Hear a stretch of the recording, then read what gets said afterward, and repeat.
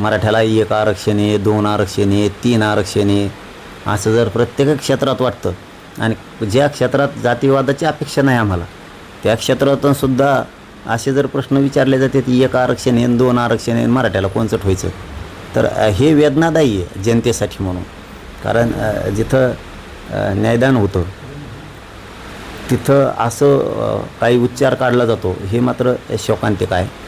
पण हरकत नाही, 2 येतं, 3 आरक्षण येतं ते म्हणण्यापेक्षा मराठ्याला देऊन टाका ना सरसकट द्या ना.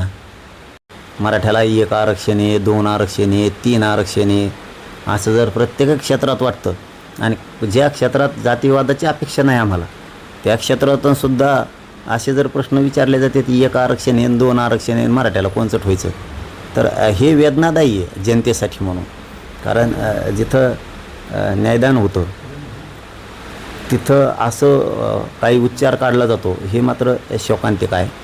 पण हरकत नाही, 2 येतं, 3 आरक्षण येतं ते म्हणण्यापेक्षा मराठ्याला देऊन टाका ना सरसकट द्या ना.